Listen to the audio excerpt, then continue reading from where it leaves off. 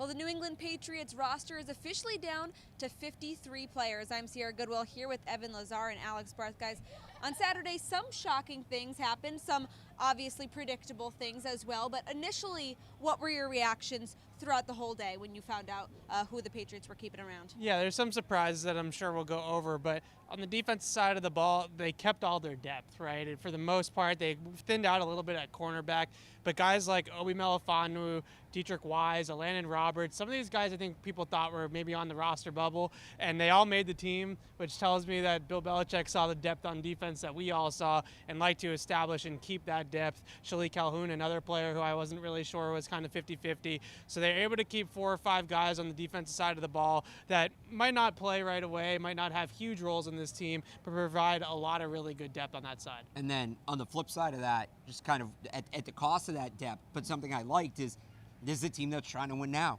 They have a 42-year-old quarterback who's essentially on a 1-year contract, and I know it's a slippery slope to go down that road, but let me just say, something like keeping 2 quarterbacks, keeping those more experienced players over guys like Duke Dawson or Christian Sam or Keon Crossan.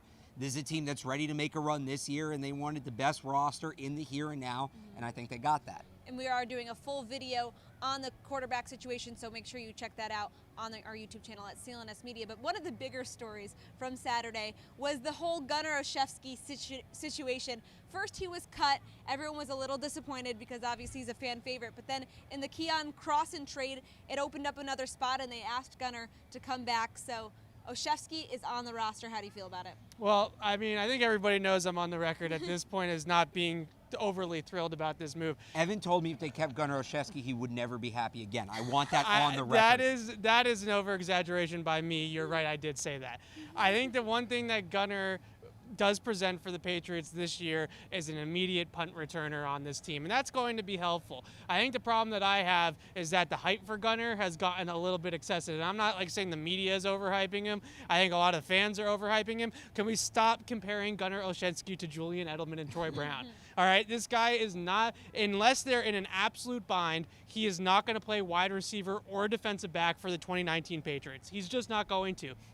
They're loaded at both positions. Why would they put a guy that is worse at all of those things than the other guys that they have on the roster? He is here to be a punt returner. I'm happy about the fact that he's going to spell Julian Edelman off of those punt returns, but let's pump the brakes on calling Gunner Olszewski this versatile weapon that's going to be able to do a bunch of different things. Let's also not forget that Bill Belichick and the Patriots were fully prepared to cut Gunner Olszewski until about 3:30 yesterday when they decided to make that change and trade for Keon Crossan. So even Bill Belichick himself was not too keen on keeping Gunner on the roster at one point in time. But I will say, I'm actually happy they kept him. I think this is a good move. If you go back to last year in week 1. Everyone's going to agree with you, so there you go. Well, I'm not rah-rah over the fence about it, but if you go back to last year, week 1, remember the name Riley McCarron? Do you remember that guy? Why makes Gunner Olszewski any different than Riley McCarron? Here's what makes Gunner Olszewski different than Riley McCarron, and this is why I like the move. Riley McCarron was a practice squad receiver slot guy, another the next Edelman. The list of them goes on. But they said, all right, we'll bury him on the receiver depth chart, but we have a kick returner and a punt returner. Here's the difference. Riley McCarron didn't return kicks or punts in college. A combined 25 over 4 years between kicks and punts. He didn't have experience. He was a disaster week 1. He fumbled that punt, almost cost them the game. He was cut, and he hasn't really been back in the league since. Gunner Olszewski, although it was at D2, was an All-American returner.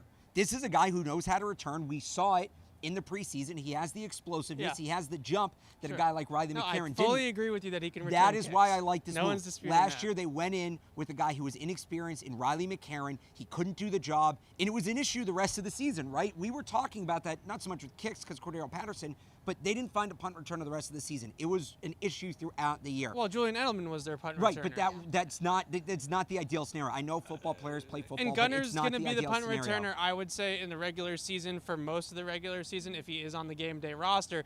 But if it's the fourth quarter spot, you go and it's a one-score game, everyone's still putting Edelman back. No, you're right. But what I'm saying is there's no Riley McCarron situation this year. They're not going to have to scramble. They have a guy they know can do it, and that to me is worth the roster spot. And I think one more thing that showed on Saturday was the Patriots were a little bit more concerned with the offensive line than maybe anyone kind of thought.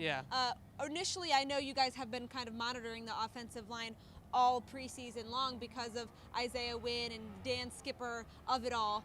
what did you think when it all unfolded yesterday? I was honestly pretty surprised. They kept 3 backups that have not played a down of preseason football, training camp football, anything for the New England Patriots. These are guys that have 0 experience. That they went over James Ferentz and Dan Skipper and all those other guys. I think that really tells you what they thought of those guys when they had them in here. They obviously know them better than anybody else. So they went with 0 experience over guys with more experience. It tells you that depth, it was a bigger issue than we made it out to be. But I will say this, when you talk about experience, Russell Bodine, the center they brought in from the Bills, he actually ranks first among games played of all active linemen on the Patriots. They all have NFL experience. Right. They just don't have experience Bodine within specifically the system. is about 20 games ahead. So that's the trade-off Yeah. there. You don't have Patriots experience, but they bring in some guys who have been in the league. And it's not like you said, Sierra, the Dan Skippers, even Isaiah Wynn, who will start, guys who aren't really used to an NFL environment. Right, and this Foxborough Report is brought to you by betonline.ag.